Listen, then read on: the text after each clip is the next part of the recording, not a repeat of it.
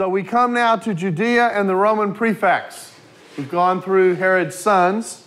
Let's talk some about the prefect rulers that Rome sent in this period beginning in 6 AD.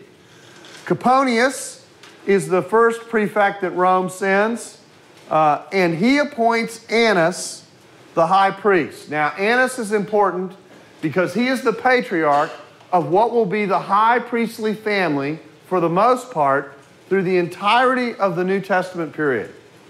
From the time of Jesus' ministry all the way through to the 60s, when Annas II, a descendant of this family, puts James, the half-brother of the Lord, to death in an incident we're going to read about later.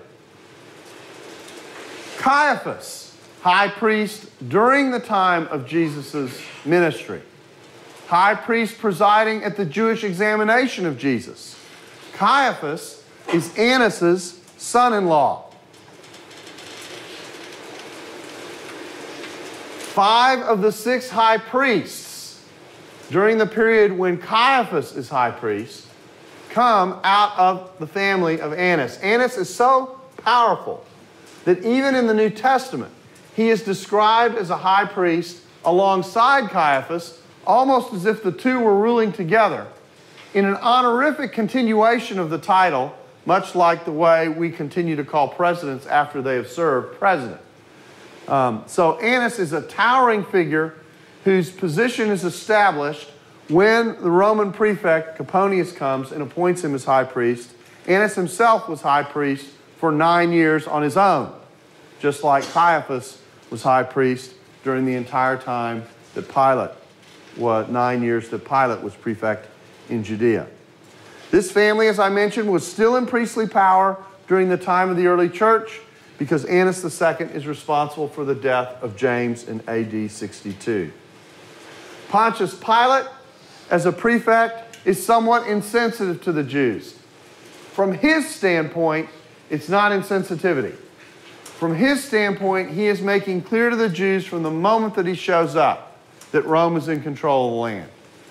And so he brings in symbols, images, at night in one act, in the first controversial act of his rule, an incident we're going to see described in a second. He also mints coins that make it clear that Rome is over Judea.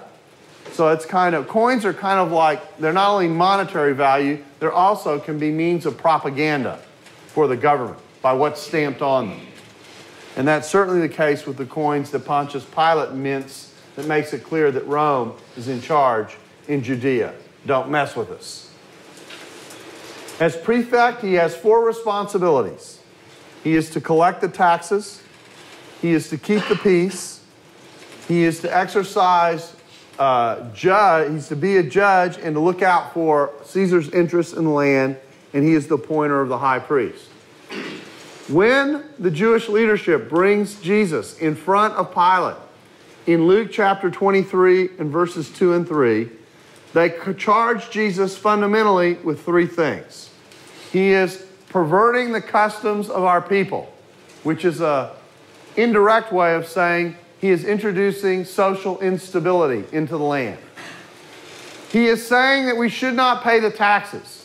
Now, actually, we know from the New Testament that's not true, but for Pilate to think that Jesus might be encouraging people to not pay taxes and to perhaps rebel is a significant charge. And then thirdly, he claims to be king. Now, Rome understood the category of kings, but they didn't particularly like people to appoint themselves kings outside of Roman appointment. This was not viewed positively by those in Rome. So these 3 charges that we see in Luke 23 run smack up against the responsibilities that Pilate exercises his rule with. In fact, in the Gospel of John, the Jewish leadership, in pleading for Pilate to do something with Jesus, says, if you release this man, you are no friend of Caesar's. Reflective of that kind of power. By the way, if you ask yourself, why are the Jews so insistent about Pilate doing something with Jesus when they take him in the first time?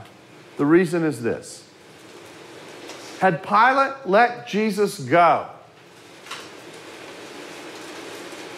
what that would have looked like would have been a Roman acknowledgement that Jesus was not a political threat to Rome, and it would have been very difficult to take Jesus back to Pilate a second time.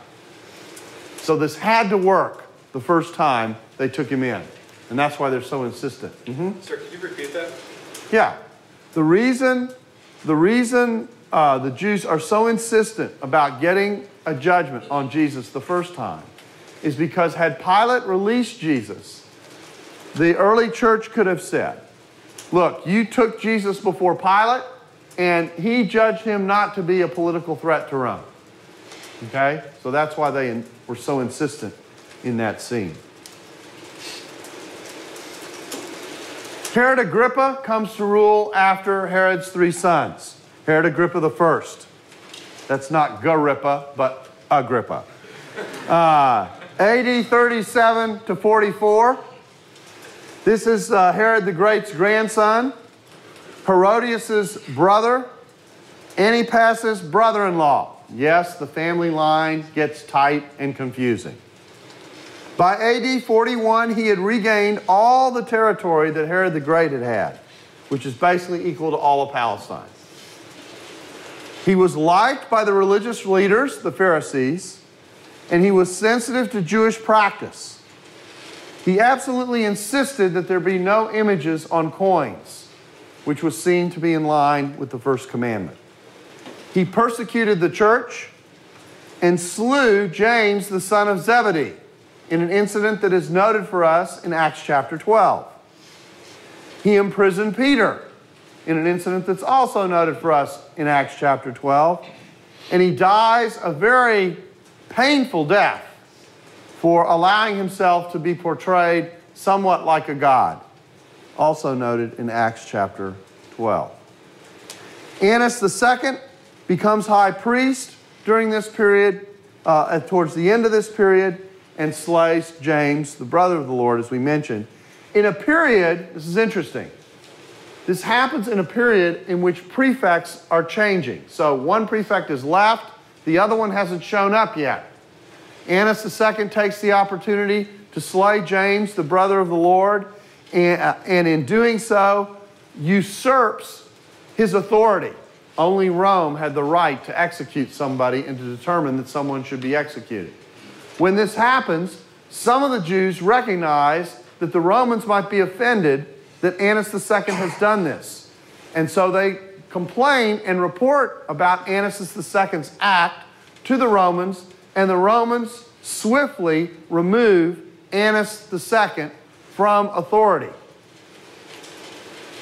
during this period. So this scene is actually part of the proof that we know that the Romans guarded their authority to exercise capital punishment very zealously, which is why Jesus has to be taken to Pilate in order to get a crucifixion earlier on in his time, because only the Romans had this authority. Yeah. You said that the provincial structure was through prefects and something else that I missed. Governors. Okay, thanks. Governors ruled bigger areas. Pilate was responsible to reporting to the governor who was in Syria. Okay, and these were commanders who were constantly changing, just like the prefects were changing. Yes? How would this work out, say, fast forward to the stoning of Stephen, Rome's still in power? That's simply a mob act. Okay. That's simply a mob act. It doesn't come back to Paul or Saul in any way as a Roman citizen? No, it doesn't. I mean, that's basically seen, they lost it for a while. Okay? But this wasn't seen, and it also isn't seen as kind of an official government act, if I can say it that way. Okay? It's just a simple crowd reaction. Mm-hmm.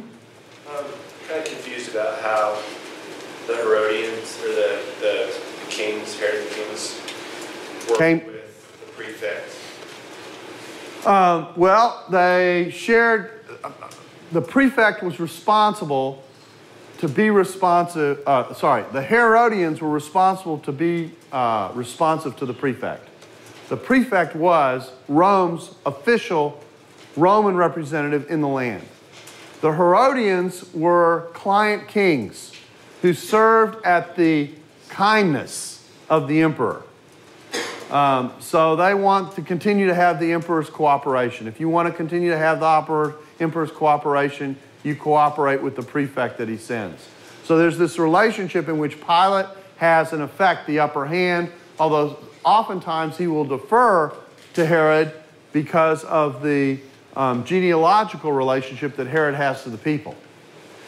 Okay, so it's kind of it's a negotiated sharing of authority in which the prefect ultimately has the most power. Mm-hmm. So did Herod Agrippa, did he reunite the, you know how when Herod the Great died, he split his, whatever he was going into 3 parts. Did Herod Agrippa have all 3 of them? Yes, he reunited all this. So he's a very powerful figure. Agrippa's gruesome death is described in Acts 12, came in AD 44.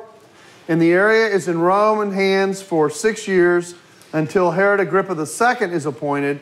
And Herod Agrippa II is a huge shadow of a Jewish leader whose life extends past the fall of Jerusalem and really extends well into the end of the 1st century. Before we get to Herod Agrippa, we have key procurators, Felix and Festus. Felix is married to a Jewess, Drusilla, who's the sister of Agrippa II. So you can see the kind of political alignments that are happening as families and powers intermarry. This is part of the politics of the period. Felix is tough with regard to law and order, but he's not viewed as very competent. Paul has appearances that are noted before Festus and Herod Agrippa II in Acts 23 to 25. Festus is viewed as tough on law and order, but he's viewed as competent in terms of the way he oversaw Roman responsibility in the area. Annas II kills James when Festus dies and no ruler is present. And the story I told you about his replacement is told to us in the book of Antiquities. Now we're into book 20 of that volume. He's immediately replaced for overstretching his authority. Herod Agrippa is trusted and is given the right to appoint the high priest and authority over the temple treasury. So the Romans came to really like and trust him. You can see that he's around for a long time, from AD 50 to AD 94, well past the fall of Jerusalem. This is what Josephus has to say about James' death by the hand of Annas II. Now the report goes that this elder Annas proved a most fortunate man, for he had 5 sons who all performed the office of high priest to God. That's Annas I. And he himself enjoyed that dignity a long time formerly, which had never happened to any other of our high priests. But this younger Annas, who, as we have told you already, took the high priesthood, was a bold man in his temper and very insolent. He also was of the sect of the Sadducees, who are very rigid in judging offenders above all the rest of the Jews, as we have already observed. When, therefore, Annas was of this disposition, he thought he now had a proper opportunity to exercise his authority. Festus was now dead, and Albinus was put upon the road. So the prefect was coming, but he hadn't arrived yet. So he assembled the Sanhedrin of judges and brought before them the brother of Jesus, who was called Christ, whose name was James, and some others. Now this little aside to James and to the Christ in the book of Antiquities, book 20, is very, very important, because it tells us that the section that we get on Jesus earlier on in Antiquities, in book 18, about Jesus, alluded to the fact that Jesus claimed or had an association with the title the Christ. And people who want to expunge that entire description of Jesus from Josephus because of some things that have been interpolated into it, having Josephus say things like he was the Messiah, which Josephus wouldn't have said, because Josephus was Jewish and not a Christian. This little line gives evidence of the fact that the Christ has already been discussed in the book And so that Josephus said something about Jesus earlier on in book 18. And when he informed an accusation against them as breakers of the law, talking about James, he delivered them to be stoned. But as for those who seemed most equitable of the citizens, and such as were the most easy at the breach of the laws, they disliked what was done. And they also sent to King Agrippa, desiring him to send to Annas that he should act so no more. For that what he had already done was not to be justified. Nay, some of them went also to meet Albinus, as he was upon his journey from Alexandria, and informed him that it was not lawful for Annas to assemble a Sanhedrin without his consent.